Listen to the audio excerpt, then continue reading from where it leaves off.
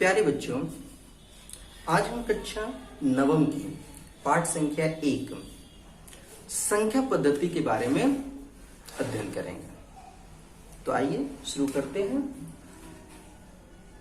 पाठ संख्या 1 संख्या पद्धति।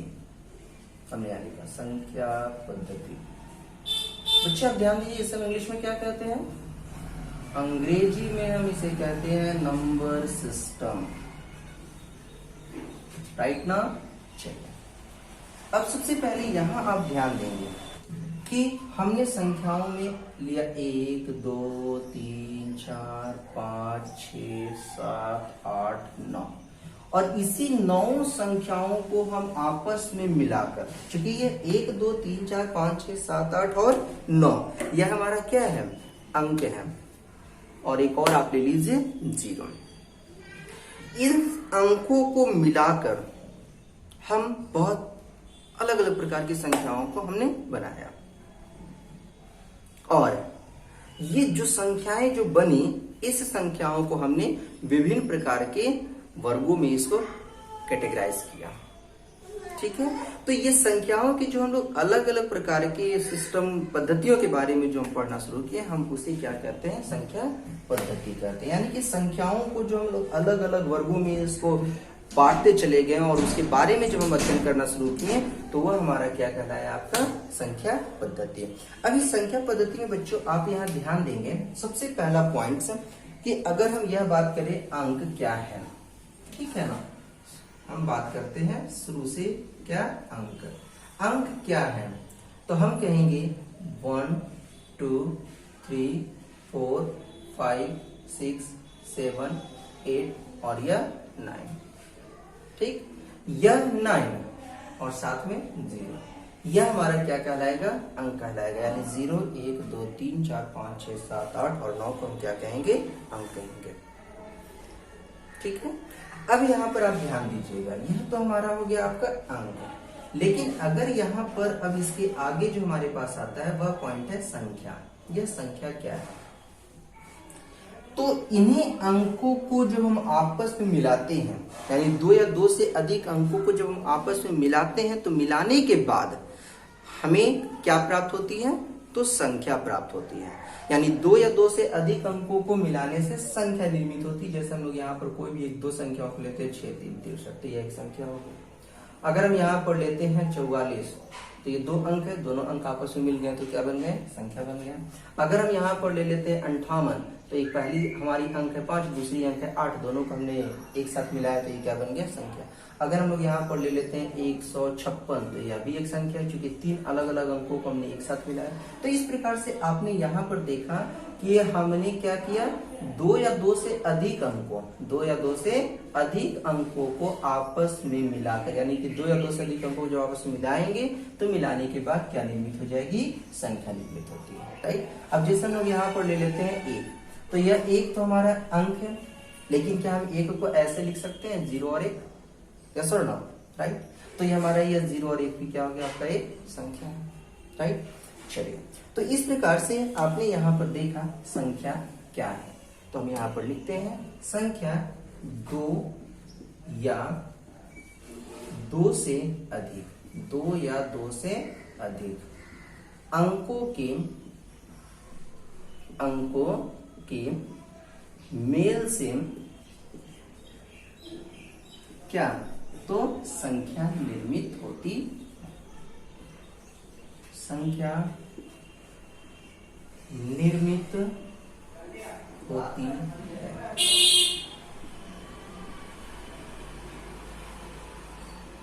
राइट बच्चों, अब यहाँ पर हम इन्हीं अंकों और इन्हीं संख्याओं को हम एक सिस्टम के रूप में बदलने जा रहे हैं। सिस्टम के रूप में यहां पर आप ध्यान देंगे, हमारे पास सबसे पहला संख्या जो है वह है आपकी प्राकृतिक संख्या या प्राकृत संख्या। प्राकृतिक संख्या या फिर प्राकृत संख्या को हम क्या कहते हैं? नेचुरल नंबर कहते हैं। क्या कहते हैं बच्चों? Natural number. ठीक है ना? यहाँ पर नेचुरल नंबर में क्या है कि गणना करने वाली जो भी संख्याएं हैं, तो हम लोग गणना जो शुरू करते हैं वो 1 से करते हैं, 1 2 3 4 5, 6, 7, 8, 9 से लेकर आप जहां तक अनंत तक चलते चले जाएं। तो 1 से अनंत तक की संख्याएं, 1 से अनंत तक की संख्याओं को हम क्या कहेंगे? प्राकृतिक संख्या कहेंगे। ठीक है, इसे अंग्रेजी में कहते हैं नेचुरल नंबर, और प्राकृतिक संख्या को हम डिनोट किस चीज से करते हैं? इसको हम डिनोट करते हैं आपका कैपिटल N से, हम इसे सूचित करते हैं।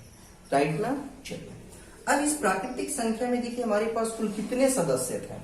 तो सदस्यों की संख्या आ गई 1, 2, 3, 4, 5, 6, 7, 8, काफी अधिक संख्याएं थे, काफी अधिक सदस्य थे।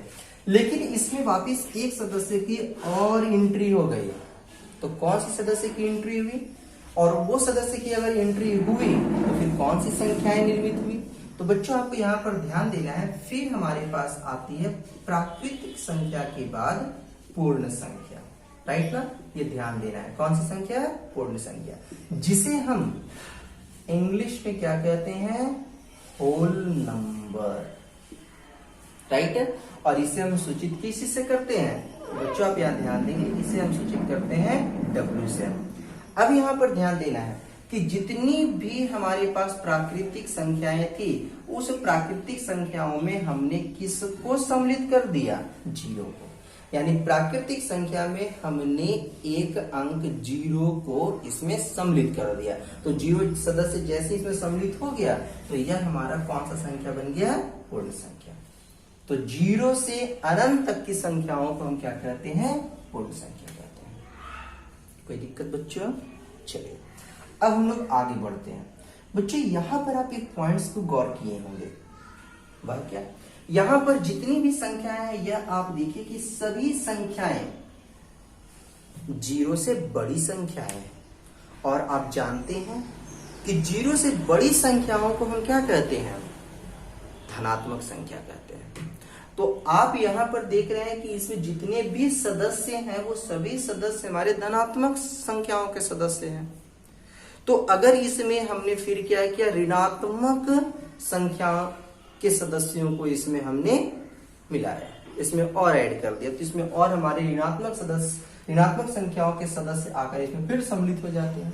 तो उसके मिलने से ऋणात्मक संख्याओं के सदस्य जब इसमें आकर मिलेंगे तो उसे हम लोग क्या कहते हैं? पूर्णांक, जिसे हम इंग्लिश में क्या कहते हैं? इंटीजर।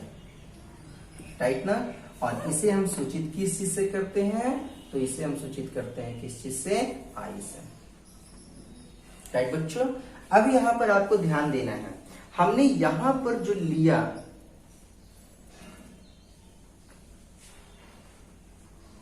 हमने जो यहां पर लिया, क्या लिया? इंटीजर। और इस इंटीजर में हमने ऋणात्मक संख्याओं के सदस्यों को इसमें हम लोग क्या किया? सम्मिलित किया। तो ऋणात्मक संख्या में अगर हम यहाँ लेते हैं 0, तो 0 से बड़ी जितनी भी संख्याएं हैं इधर, ये सब है धनात्मक संख्या है। और इधर जब हम लोग आते हैं तो ये हमारी क्या हो गई? आपकी ऋणात्मक संख्या है। तो ध्यान देंगे, ऋणात्मक संख्याएं, 0 और धनात्मक संख्याओं, इन सबों का संग्रह या इनका समूह हमारा क्या कहलाता है? पूर्णांक कहलाता है। अगर हम इसको कम शब्दों में अगर हम कहें तो हम कह सकते हैं ऋणात्मक संख्या, 0 और धनात्मक संख्याओं को हम क्या कहेंगे? पूर्णांक। राइट? यहाँ पर एक पॉइंट आपको और ध्यान देना है बच्चों। पूर्णांक जिसे हम अंग्रेजी में कहते हैं इंटीजर, हम इसे सूचित करते हैं I से। लेकिन पूर्णांक को हम किन्हीं बुकों में आप देखेंगे, पूर्णांक को हम Z से भी सूचित करते हैं। किस सूचित करते हैं? Z से। तो यहाँ पर आप ध्यान दीजिएगा, जहलिन एक जर्मन शब्द है जिसका अर्थ होता है गिनना, और इसकी स्टार्टिंग लेटर है Z, इसलिए हम इसे Z से भी सूचित करते हैं। राइट बच्चों? तो इस प्रकार से आपने यहाँ पर देखा कि पूर्णांक सदस्यों की संख्या बढ़ती जा रही है, सदस्य उसमें आकर बढ़ते जा रहे हैं और हमारे संख्याओं के प्रकार को बढ़ाते जा रहे हैं। पहले हमारे पास आया धनात्मक संख्या है 1 2 3 4 5, गिनने वाली गिनतियों की संख्या को हमने यहाँ कहा प्राकृतिक संख्या। उस प्राकृतिक संख्या में 0 सदस्य आकर जुड़ गया तो बन गया पूर्ण संख्या। अब टोटल हमारा धनात्मक संख्याओं का एक संग्रह तैयार हुआ, अब उसमें ऋणात्मक संख्याओं का भी सदस्य आकर सम्मिलित हो गया तो क्या बना दिया? पूर्णांक। यहाँ तक कोई दिक्कत बच्चों? चलिए अब हम लोग इसके बाद आते हैं पूर्णांक के बाद, और वह है हमारा क्या, परिमेय संख्या। फिर से कहेंगे बच्चों, परिमेय संख्या, जिसे हम इंग्लिश में क्या कहते हैं, रेशनल नंबर, राइट। अब बच्चों यहां पर आप ध्यान दीजिएगा, रेशनल नंबर क्या है, प्राकृतिक संख्या क्या है या प्राकृत संख्या क्या है। तो बच्चों आप ध्यान देंगे कि वैसा संख्या जिसे हम अंश बटा हर के रूप में, किस रूप में बच्चों, अंश बटा हर के रूप में लिख सकते हैं। तो यहाँ पर हम अंश और हर के जगह पर हम यहाँ पर कोई एक सूचक वाला कोई शब्द ले लेते हैं। तो यहाँ हम ले लेते हैं एक सूचक अंश के रूप में p और हर के रूप में q।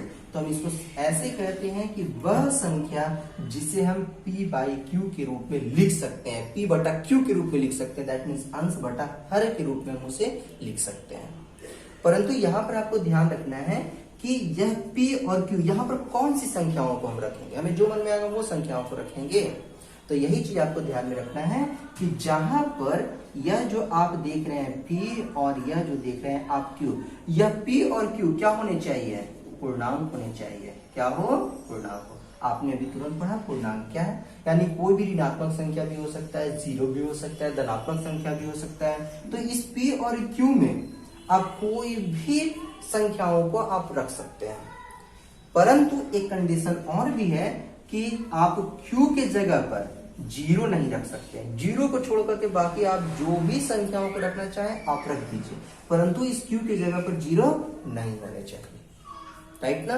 तो इस प्रकार की संख्याएं जिसे p बटा q के रूप में हम लिख सकते हैं, जहां p और q पूर्णांक होने चाहिए, यानी कि जहां p और q की जगह पर हम कोई ऋणात्मक संख्या भी लिख सकते हैं, जीरो भी लिख सकते हैं, धनात्मक संख्या भी लिख सकते हैं, राइट ना।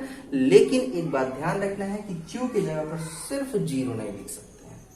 तो ऐसी संख्याओं को हम क्या कहते हैं, परिमेय संख्या कहते हैं, राइट बच्चों। अब यहाँ पर बच्चे आपको ध्यान देना है कि परिमेय संख्याओं को हम किस चीज से निरूपित करते हैं। जैसे हमने यहाँ पर प्राकृतिक संख्याओं को निरूपित किया n से, पूर्ण संख्याओं को हमने निरूपित किया w से, पूर्णांक को हमने निरूपित किया i और z से। तो परिमेय संख्याओं को यहाँ पर लिखा हुआ है रेशनल नंबर। तो रेशनल नंबर का स्टार्टिंग लेटर क्या है, r। तो क्या हम इसे r से सूचित करेंगे, तो नहीं। यहाँ पर आप ध्यान देना है, अगर हम अंश और हर को, तो अंश बटा हर के रूप में लिखा हुआ है, दैट मीन्स कुछ इस प्रकार से लिखा हुआ होगा 2 बटा 4, 3 बटा 5, कुछ इस प्रकार में लिखा हुआ होगा। और जब आप इसको भाग दीजिएगा, क्योंकि यह एक प्रकार से अगर इस प्रकार लिखा तो इसको भाग देंगे ना, 2 और 4 है, यानी कि 4 हम यहाँ लिखेंगे और 2 यहाँ लिखेंगे, ऐसे भाग देंगे। तो भाग देने के बाद भागफल प्राप्त होगा ना, आपके पास कुछ तो भागफल प्राप्त होगा। और चूंकि आप पहले ही पढ़ चुके हैं कि भागफल को हम क्या कहते हैं, भागफल जो प्राप्त होगा आपके पास, ये भागफल को हम क्या कहते हैं, क्वोशिएंट कहते हैं।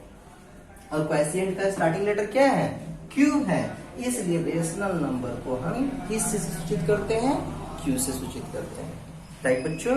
चलिए, तो यहाँ तो कोई समस्याएं बिल्कुल नहीं होनी चाहिए। अब इसके बाद हमारे पास एक संख्या आती है जो कि है हमारे पास अपरिमेय संख्या। बच्चों ध्यान देंगे, कौन सी संख्या, अपरिमेय संख्या। अब अपरिमेय संख्या क्या है, तो वैसी संख्या जिसे हम अंश बटा हर, दैट मीन्स p बटा q के रूप में निरूपित नहीं कर सकते, हम नहीं लिख सकते हैं।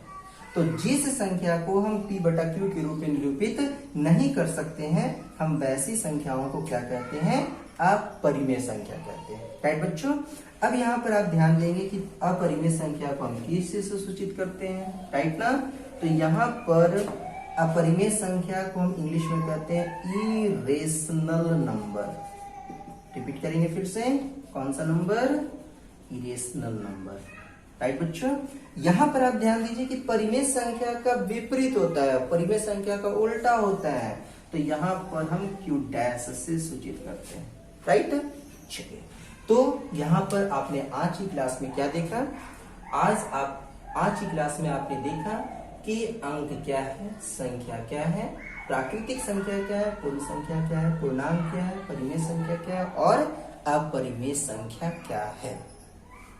अब इसके साथ ही साथ एक संख्या और है बच्चों जिसे आप ध्यान देंगे, वह है अपरिमेय संख्या के बाद वास्तविक संख्या। कौन सी संख्या? वास्तविक संख्या। और वास्तविक संख्या को हम इंग्लिश में क्या कहते हैं? Real number. कौन सा नंबर? Real number. अब रियल नंबर क्या है, ध्यान देंगे। परिमेय संख्या और अपरिमेय संख्या, राइट बच्चों? परिमेय संख्या और अपरिमेय संख्या को हम क्या कहते हैं?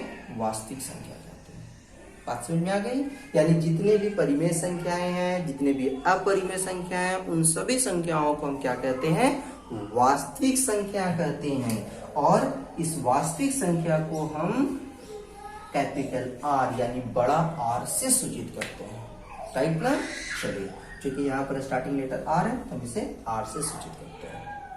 अब बच्चों यहाँ पर ध्यान देना है कि एक पॉइंट से, वह पॉइंट क्या है कि यदि हम कोई एक संख्या रेखा खींचते हैं, संख्या रेखा मतलब कि जिस रेखा पर, ठीक है, हम संख्याओं को क्या कर सकते हैं? प्रदर्शित कर सकते हैं, संख्या रेखा है।